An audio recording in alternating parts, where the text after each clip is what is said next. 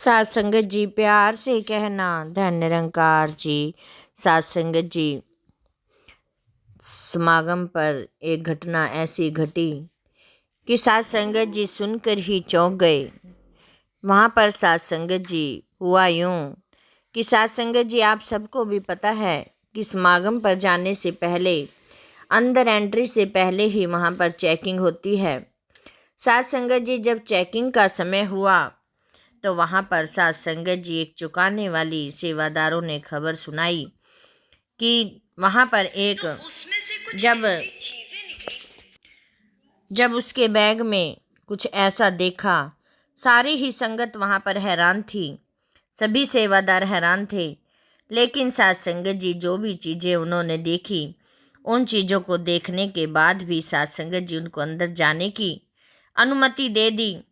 जिस इंसान के बारे में सात संगत जी दासी बता रही है कि एक फैक्ट्री का मालिक है और सात संगत जी ऊपर वाले ने इस आदमी को बहुत कुछ दे रखा है, लेकिन बावजूद इसके सात संगत जी वो आदमी यहाँ वहाँ भटकता रहता था। इतना सब कुछ मिलने जाने के बाद भी ये आदमी खुश नहीं था और अपने अंदर किसी चीज़ की कमी को महसूस करता था। हर समय टेंशन में रहता था। कई डॉक्टरों से भी इसने अपना इलाज कराया, लेकिन किसी भी डॉक्टर को समझ नहीं आई कि आखिर इस आदमी को प्रॉब्लम क्या है।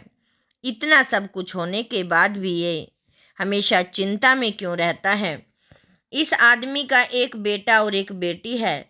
जब वो दोनों बड़े हुए तो इस आदमी ने अपनी संपत्ति के 3 हिस्से किए और एक हिस्सा अपने बेटे को, दूसरा हिस्सा बेटी को और तीसरा हिस्सा अपनी पत्नी को देकर खुद घर छोड़कर निकल गया। जब सात संगत जी घर वालों ने समझने की कोशिश की सात संगत जी, तो इन्होंने उन्हें कहा कि मुझे नहीं पता कि मुझे कौन सी चीज़ की परेशानी होती है, और किसी ने मुझे सलाह दी है कि जब तक मैं इस मोह माया से दूर नहीं चला जाता तब तक मैं परेशान ही रहूँगा। पत्नी और बच्चों ने बहुत समझाने की कोशिश की, लेकिन इससे किसी बात का ना मानी और इतना वादा किया कि जिस दिन मुझे वो चीज़ मिल गई जिसकी मुझे तलाश है, उस दिन मैं अपने आप घर वापस आ जाऊंगा। इसीलिए मुझे जाने से मत रोकें। सात संगत जी पत्नी, बच्चे और समझाकर ये आदमी घर से निकल गया और अब इसको समझ नहीं आ रही थी कि कहाँ जाऊं। रास्ते में कोई मिला तो उसने सलाह दी कि आपको मन की शांति चाहिए तो आप ऋषिकेश चले जाओ, वहाँ आप एकांत में ध्यान लगाया करना, आपके मन को बहुत शांति मिलेगी। उसकी सलाह पर यह आदमी ऋषिकेश पहुँच गया और वहाँ लगभग 20 दिन अकेले रहकर ध्यान लगाने की कोशिश करता रहा, लेकिन मन को फिर भी शांति न मिली। वहाँ इसकी दोस्ती कुछ ऋषि मुनियों से हो गई। इसने अपनी प्रॉब्लम को ऋषियों को बताया। उन्होंने भी कहा कि आप ध्यान लगाया करो, प्रभु के ध्यान लगाने से आपको शांति मिलेगी। लेकिन ध्यान तो ये पहले से ही लगा रहा था और उसको कोई फ़ायदा नहीं हो रहा था।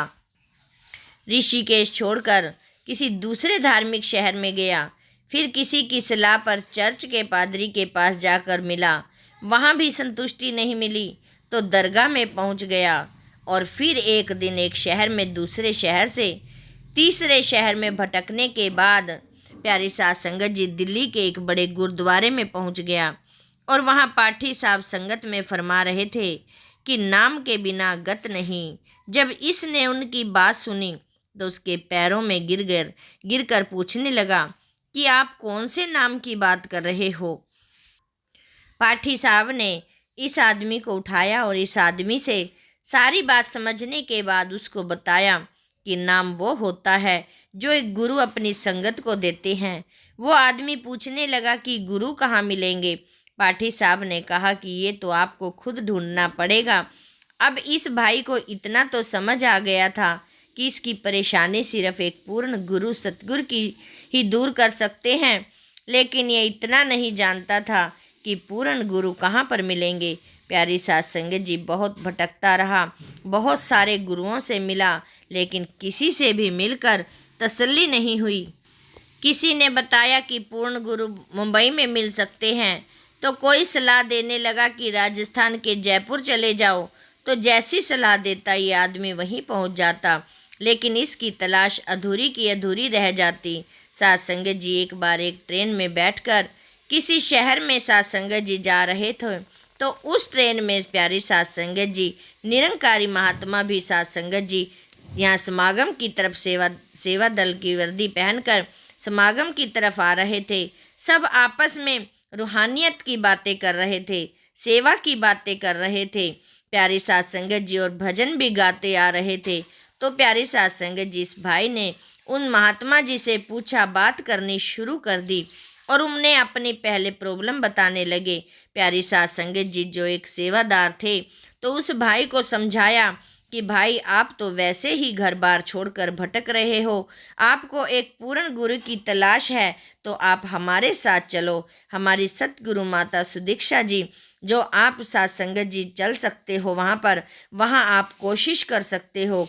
अगर वहाँ आपको गुरु रूप में प्यारी साध संगत जी मिल जाए तो आप वहाँ से नाम भी जरूर ले लेना, ज्ञान का प्रचार भी ले लेना।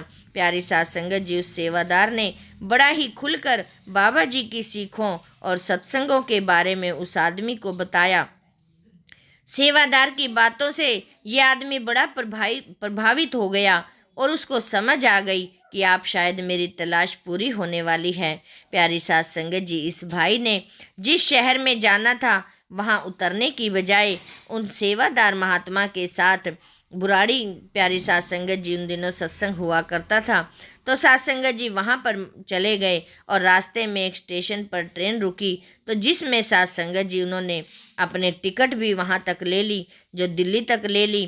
प्यारी साध संगत जी सेवादारों के साथ बुराड़ी समागम पर सेवा में पहुँचे, तो साध संगत जी वहाँ बहुत ज़्यादा भीड़ तो थी, लेकिन सेवादारों ने इस आदमी को समझा दिया कि ये साध संगत जी यहाँ का गेट है, यहाँ से आप अंदर दाखिल हो जाना और उसके बाद आप अंदर किसी से भी पूछ लेना, वो आपको प्यारी साध संगत जी ज्ञान लेने का भी सारा कुछ समझा देंगे। और साध संगत जी कहने लगे कि हमारी सेवा शुरू होनी है, इसीलिए हम आपके साथ इससे आगे नहीं जा सकते। साध संगत जी आगे सब बाबा जी की मर्जी पर छोड़कर साध संगत जी वो अंदर चले गए।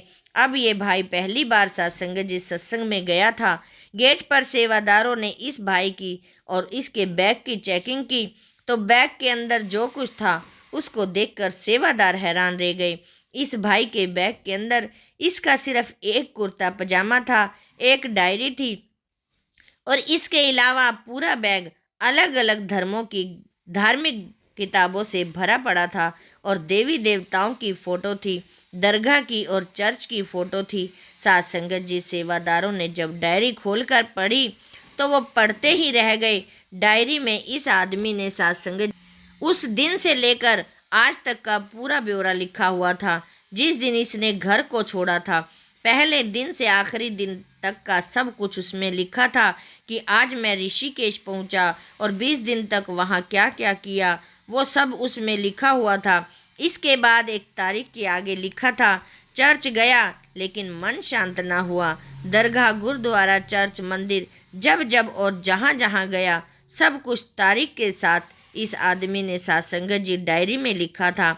और आखिरी पन्ने पर जब उसने देखा तो उस पर यही लिखा था कि आज मुझे यकीन है कि मैं जिस जगह जा रहा हूँ उसके बाद मुझे अब कभी आगे और कुछ लिखने की ज़रूरत नहीं पड़ेगी।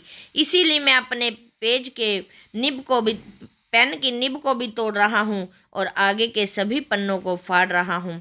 और उस डायरी के इस पन्ने के बाद के अगले सभी पन्ने इस आदमी ने फाड़े हुए थे। जब ये सब सेवादारों ने देखा तो पढ़ा तो उन्होंने इस आदमी से कुछ बातें की।